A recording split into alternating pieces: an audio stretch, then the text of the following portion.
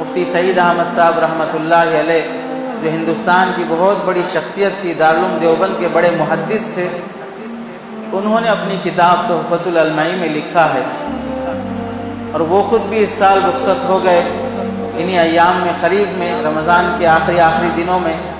انہوں نے لکھا ہے، تھوڑا سوچو کہ اللہ تعالیٰ اس کثرت کے ساتھ علماء کو کیوں انتقال کرا رہا ہے، اتنے زیادہ علماء کیوں دنیا سے رخصت ہو رہے ہیں۔ اس کی ایک وجہ علماء نے جو بیان کی وہ یہ ہے کہ جب بیوی اپنے شوہر کو ستاتی ہے تو اللہ تعالیٰ اس شوہر کو اپنے پاس بلا لیتے ہیں، اور جب امت اپنے علماء کو ستاتی ہے تو اللہ علماء کو اپنے پاس بلا لیتے ہیں۔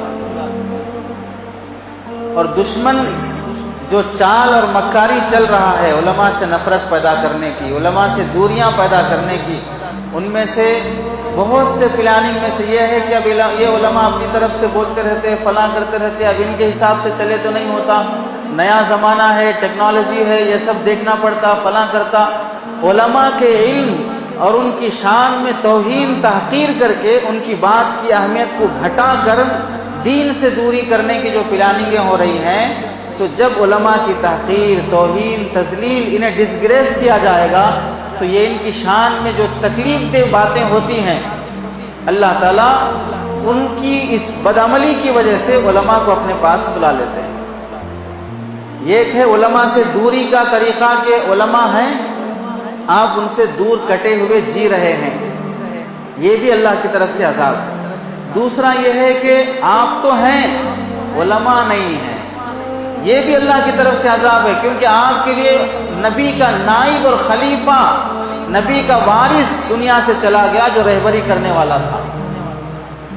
تو اس واسطے ہماری ہر دعا میں یہ کوشش ہونی چاہیے کہ اللہ علماء کا سایہ ہم پر ہمیشہ قائم رہے۔ حضرت امام احمد بن حنبل رحمۃ اللہ علیہ 10 لاکھ حدیثوں کے حافظ، انہیں کسی نے پوچھا 10 لاکھ حدیثیں آپ کو یاد ہیں، بڑے محدث، بڑے فقیہ، اتنا علم اللہ نے آپ کو کہاں سے دیا ہے؟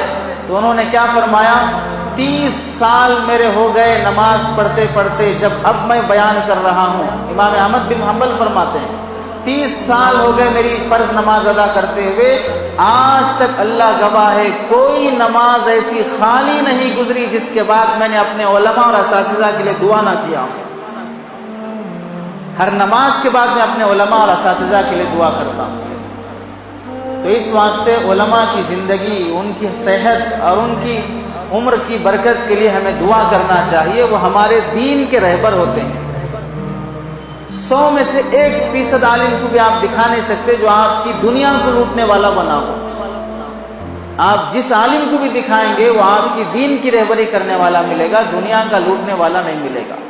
اس واسطے علماء کے چلے جانے پر بہت غم افسوس کرنا چاہیے، اور ان کی صحت اور ان کی عمر درازی کے لیے دعائیں کرنا چاہیے، خواہ ہمیں ان سے کوئی لینا دینا نہ ہو، اگرچہ کہ یہ رویہ ٹھیک نہیں ہے، پھر بھی ان کا رہنا، ان کی زندگی رحمت کا باعث ہوتی ہے۔ حضرت لقمان علیہ السلام نے نصیحت فرمائی، بیٹا علماء کی صحبت میں بیٹھا کرو، اللہ جو رحمت ان پر نازل کرتے ہیں اس کا حصہ تمہیں بھی مل جائے گا۔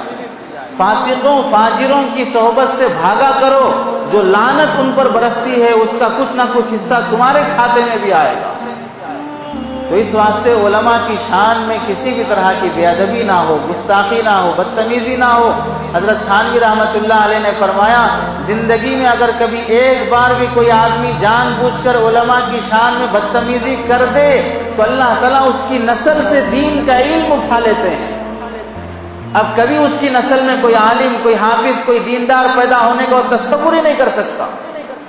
یہ نبی کے نائب ہیں، یہ نبی کے خلفاء ہوتے ہیں، نبی کے وارث ہوتے ہیں۔ سچی توبہ کے بغیر اللہ تعالیٰ نسل کو دیندار بنائیں گے نہیں، جب اگر کوئی شخص علماء کی دین میں علماء کی شان میں بدتمیزی اور بے ادبی کے گستاخی کے ساتھ پیش آتا۔ اس واسطے ان کے لیے محبت، عقیدت، غلط باتیں ان کی شان میں کرنے سے بچنا چاہیے۔